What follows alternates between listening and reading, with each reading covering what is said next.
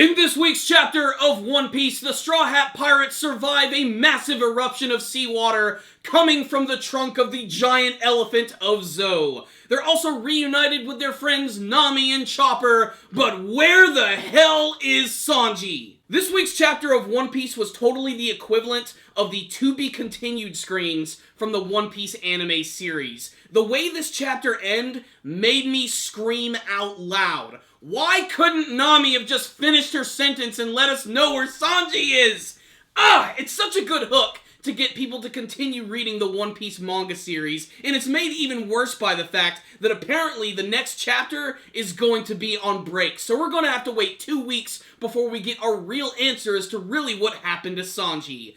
That being said, this week's chapter was just pure excitement. A grand adventure for the Straw Hat Pirates as they're trying to team up with the Mink Tribe and meet up with their other Straw Hat friends. What I really loved about this chapter, however, is just the Mink Tribe themselves. They have a lot of little quirks about them that are really funny. I especially love the fact that Wanda, the dog girl, is continuously licking Luffy as if she can't control herself, and then you have Carrot, who's constantly biting his ears. There's something very cute and very funny about all that, and I imagine that all the other members of the Mink Tribe are probably going to have their own little personalities and quirks, which are going to be explored as we go into their underground village, which is revealed in this chapter, which has an amazing design behind it.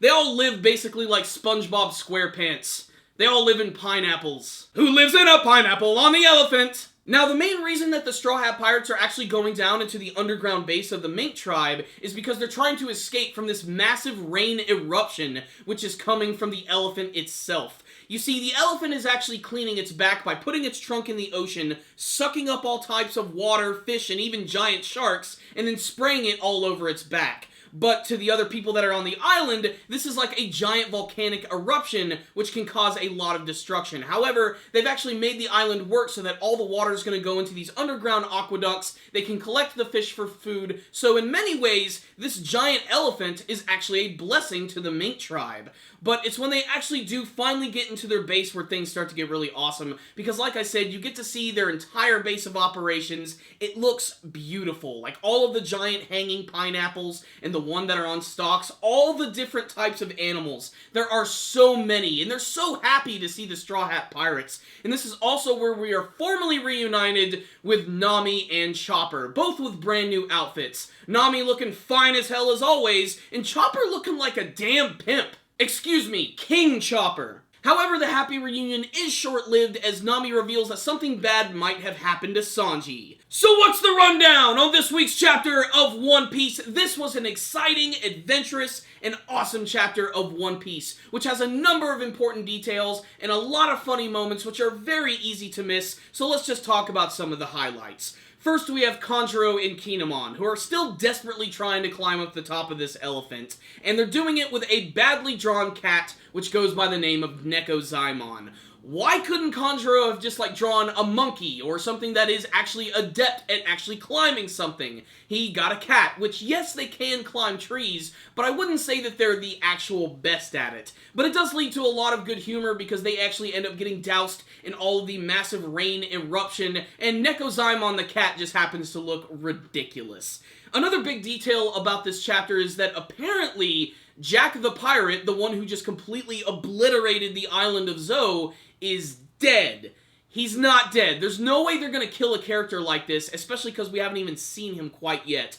Apparently this all happened when they were going after Doflamingo, and his name even showed up in the newspapers in the obituary. There's no way they're going to kill Jack, though. He's definitely going to return to the island, because he seems to have some sort of weird history with it. There's this one scene where Wanda and Luffy are walking past these giant gallows, and there's this, torture area where all these people were tied up. And there's a scene in this small flashback, which you don't see much of at all, where Jack is interrogating this one member of the Mink Tribe, and it really seems to upset Wanda quite a bit. So you know it's only a matter of time before Jack is going to return. Why is he going to return? That is still a pretty big mystery. The other thing that's really great about this chapter, though, is just finally getting to go to the location of all the different members of the Mink Tribe, especially the introduction of Nami, because not only is she just hanging out all casually, but she's sleeping on top of this, like, giant goat man. Like, this giant sheep guy. Like, he's got all of this, like, fluffy wool, and she's just sleeping on his stomach like it's a giant bed.